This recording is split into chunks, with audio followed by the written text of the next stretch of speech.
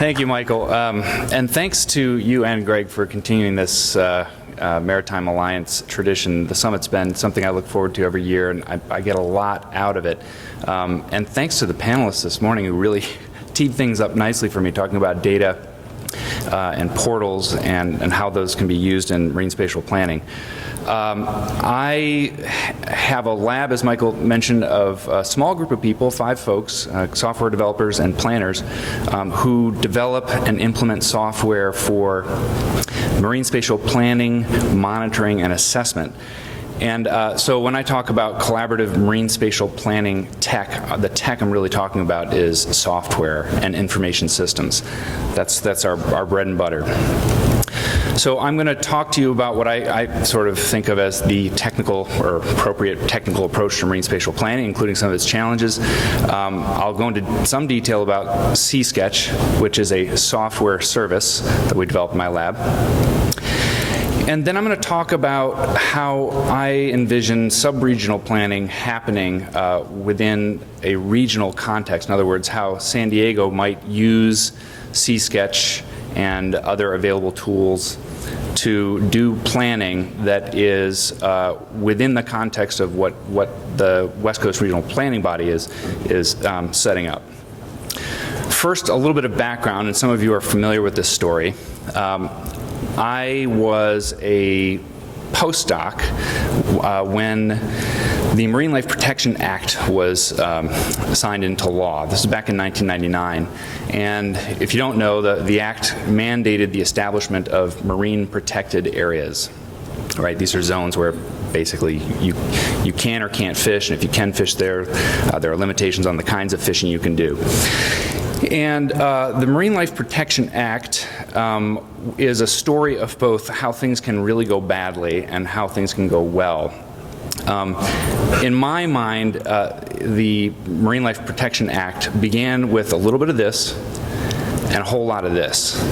I kind of remember these days as the shoutiest time of my life. The reason being, the state began developing proposals for marine protected areas in kind of an old-fashioned way, behind closed doors, using desktop GIS systems that were inaccessible to stakeholders. And then they would present these plans to stakeholders to get their feedback. And almost invariably, the reaction from stakeholders was negative. Regardless of what sector they were coming from, they felt as though the plans didn't represent their interests. So fishers felt like they were losing some of their most important fishing grounds. Conservationists felt as though too few of the important habitats were being protected. Despite the fact that in hindsight we can look at those original plans and say, well, they were pretty good plans, they were scientifically sound, they were just uniformly rejected because the stakeholders themselves were not properly engaged. So this was the first real lesson I had in coming to grips with ocean planning as a process that necessarily involved science and necessarily involved stakeholder engagement, but those two things had to be done properly in order for the process to succeed. So following those sort of failed efforts in the early 2000s, the Marine Life Protection Act initiative was formed, and it corrected some of the wrongs. First, it was properly funded by private foundations, the Packard and Moore Foundations in particular. And stakeholders, the process was designed such that stakeholders were really put in the driver's seat when it came to authoring marine protected area plans. So, whereas before, experts with deep knowledge of the science of MPAs and enforcement of MPAs were designing protected area plans behind closed doors. Now this process was going to say, all right, stakeholders, you design these marine protected areas, but they have to follow science and policy guidelines. And some of those guidelines were a little tricky on the whole. Marine protected areas had to meet a minimum size guideline. That's pretty simple. I think it was 9 square kilometers or 10 square kilometers. But then they also had to capture key habitats at threshold levels. They had to replicate those habitats across multiple MPAs within a network that were spaced a certain distance apart. So it became very tricky, but we realized that with emerging web technologies, we could engage stakeholders in a way that really allowed them to design these following these science and policy guidelines. So in particular, we developed this application called Marine Map. So I formed this collaboration amongst my lab at UCSB and folks at EcoTrust and the Nature Conservancy and some of the people in the initiative itself. And together, we were a group of science and technologists that developed this tool called Marine Map, which is a web-based system open to the public where you could visualize the distribution of key resources, visualize the distribution of human activities like fishing and boating, so on.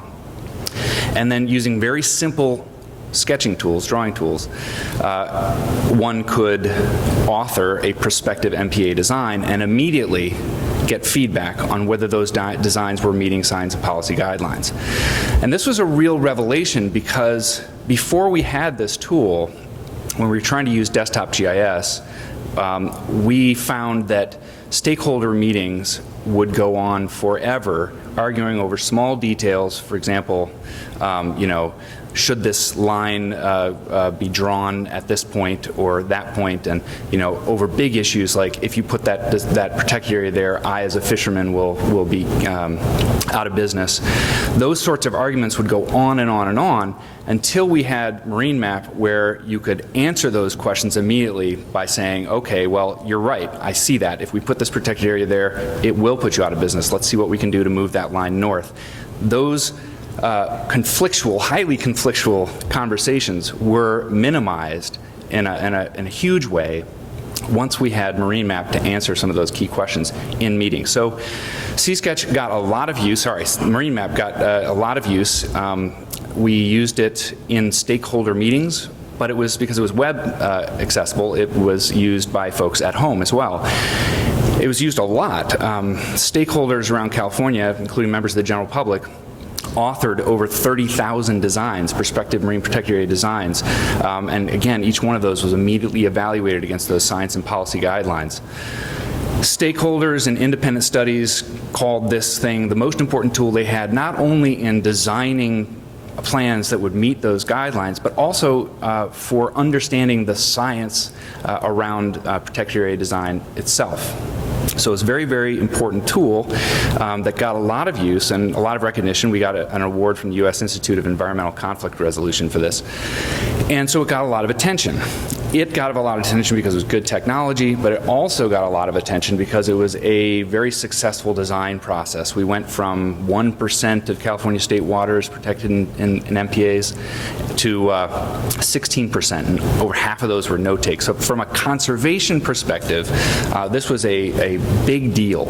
And when other groups started thinking about conservation planning and then marine spatial planning, which is a more comprehensive planning process, people started coming to me and asking if I could help them do planning in their neck of the woods. And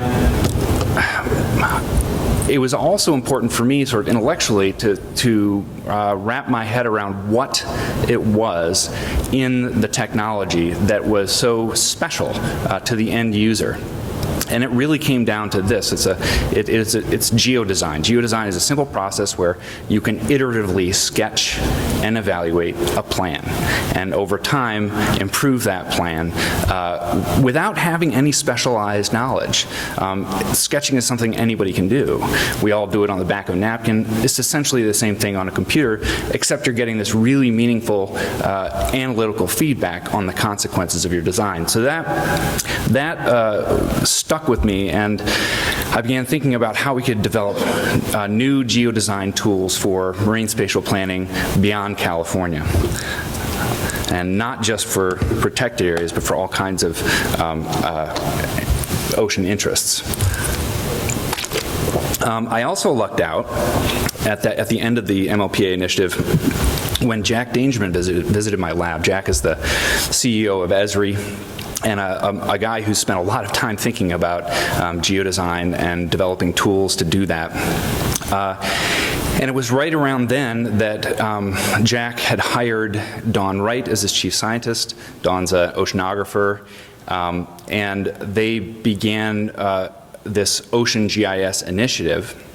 And very fortunate for me, he offered me a financial gift, $500,000 to develop the next iteration of Marine Map. And with that, I began approaching organizations around the world who were interested in doing marine spatial planning and who could partner with me and provide an additional $500,000 to build that next generation tool, SeaSketch. So with $1 million over the course of about 18 months, we developed a new tool and then started reaching out to other partnerships to see where we could, where in the world we could implement this thing and make a difference in terms of facilitating collaborative marine spatial planning.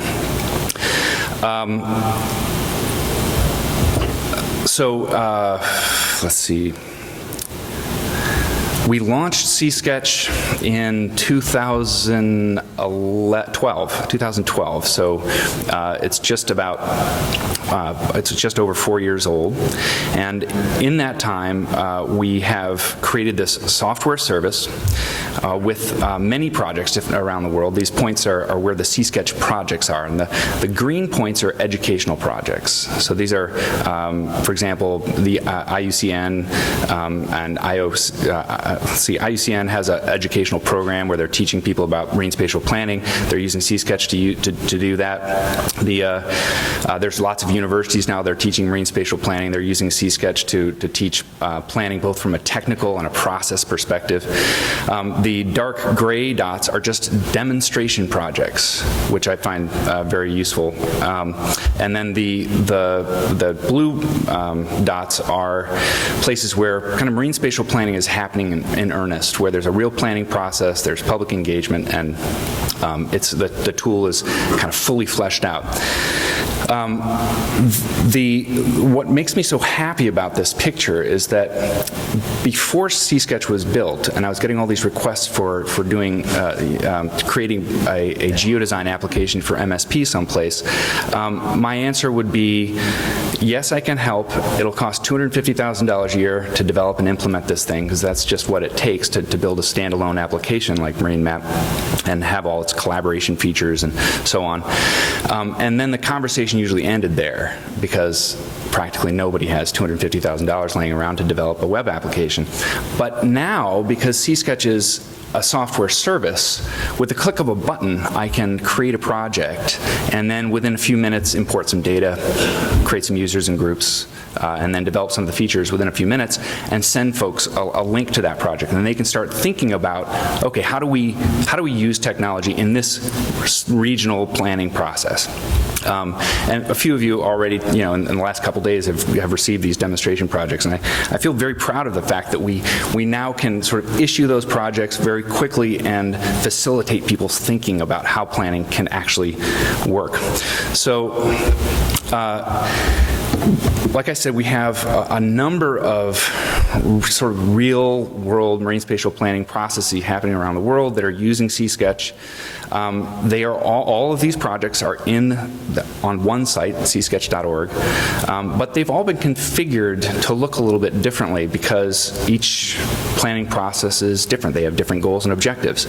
So some of these processes are in small places, like in Barbuda, where we facilitated a comprehensive marine spatial planning process on an island of 2,000 people.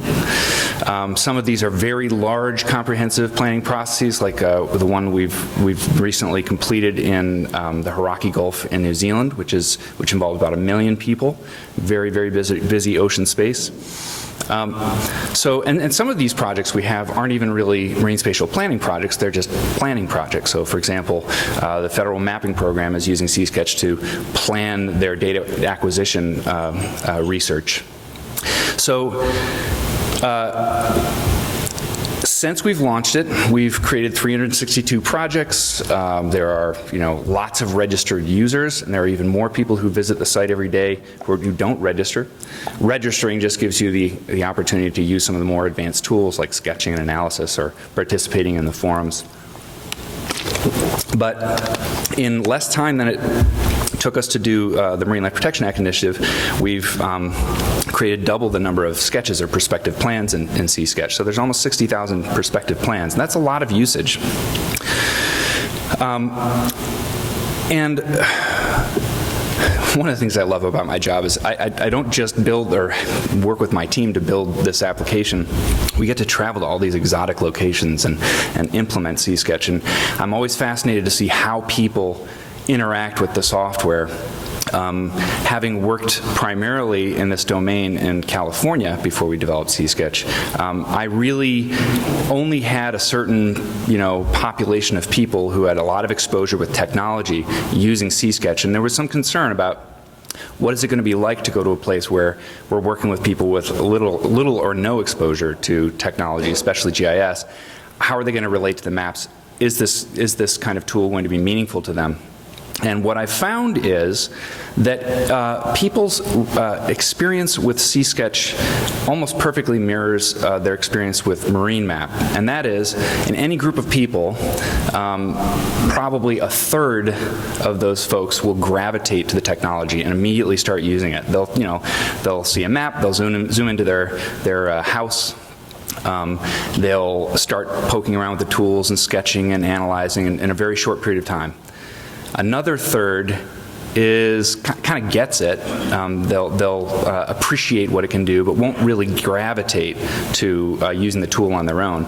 And then another third is kind of what I would describe as somewhat technophobic. Doesn't want to have anything to do with it. So we implement C-Sketch in ways that try to facilitate usage by all of those different groups. Obviously, the people who really gravitate to it are comfortable getting online at home and using the software. But a lot of the work that we do is using C-Sketch in kind of a facilitated meeting kind of context to make sure that those who are not really keen on using technology are still involved in a meaningful way in the planning context. So what is it that C-Sketch does? Well, these are some screenshots of the kinds of activities usually typically do. In the top left there is a picture of a survey. So in most places where we work, almost I'd say every place where we work, even if we're in a place like San Diego, what we find at the beginning of the process is that there are data gaps.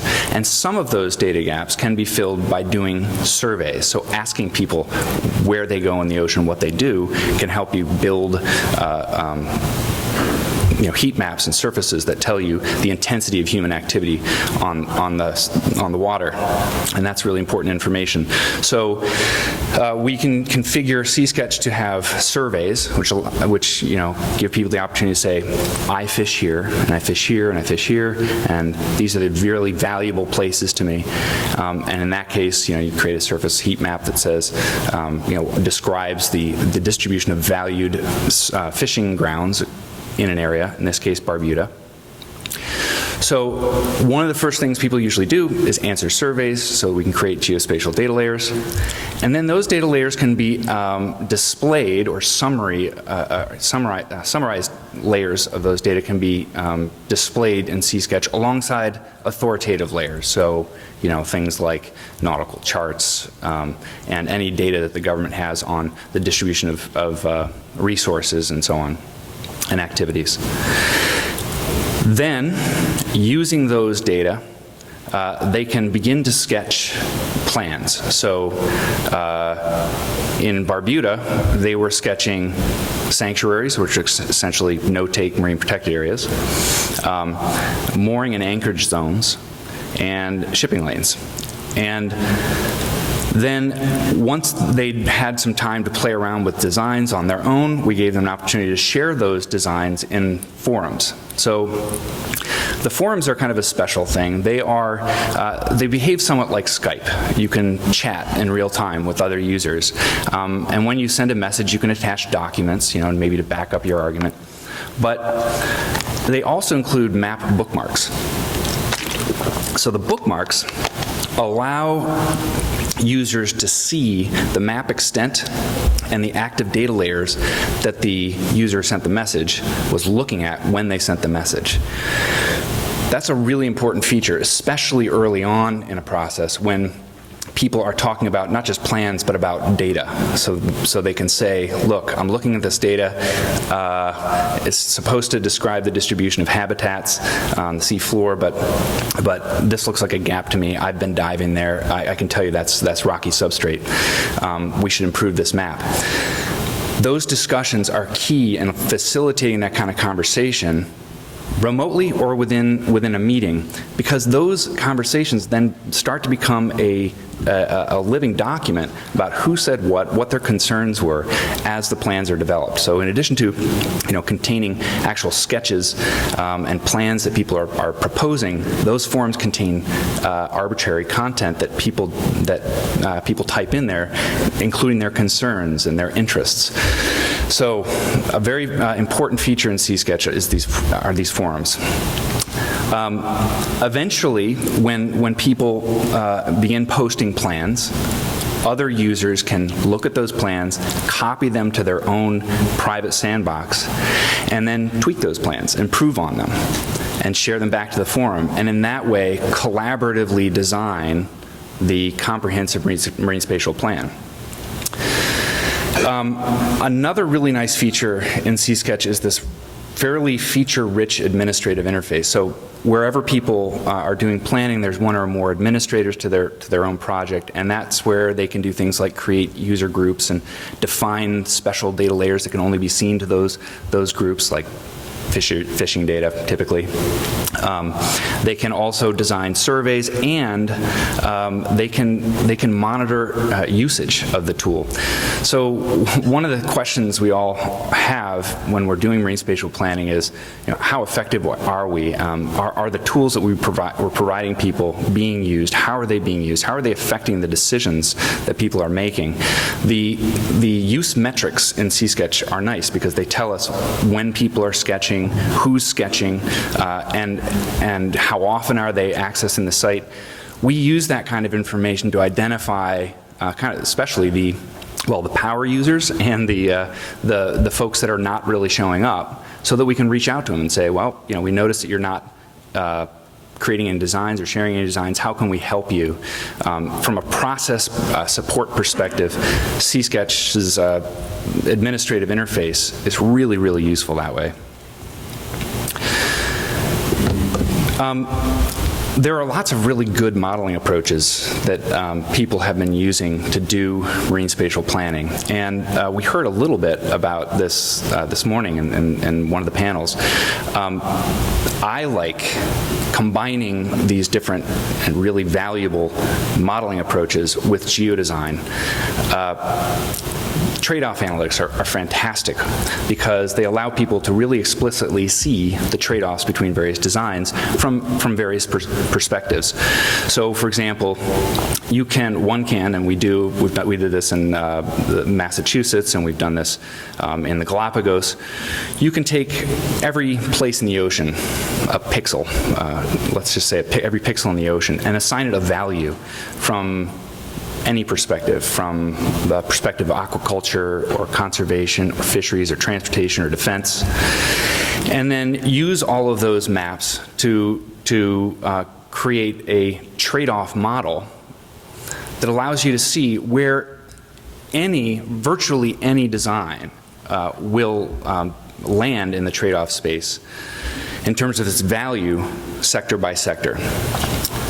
So from a sort of a geodesign perspective, and using this in a very friendly way for stakeholders, what we will do is embed the trade-off model in C-Sketch, allow users to draw any arbitrary design. I want to put an aquaculture site here, I want to put a wind farm there, and then have C-Sketch display where that comprehensive plan lands in the trade-off space.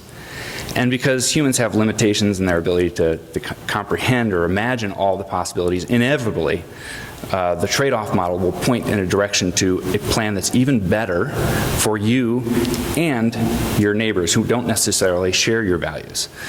Trade-off models combined with geodesign are a great way for people to express their opinions about how the marine spatial plan should look, and then discover ways to improve on them from the perspective of other stakeholders. Cumulative impact analyses are also really useful, and we've done these in a number of different places around the world. There are global impact models, there are impact models for California Current and for British Columbia.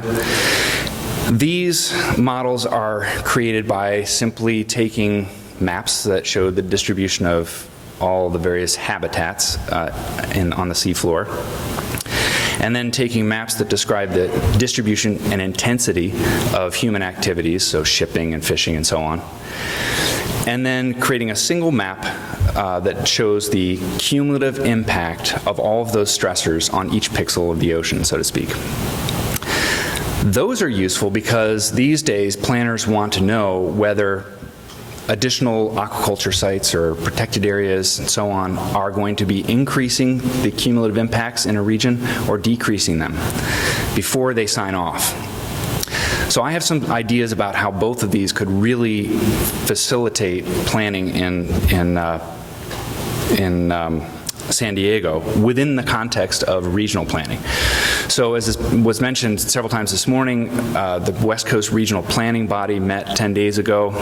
I was up there and I was very interested to hear what they had to say about how they will support marine spatial planning in subregions like the San Diego area. And I was interested to hear that they weren't really planning to plan, per se. They were not going to be drawing lines on a map.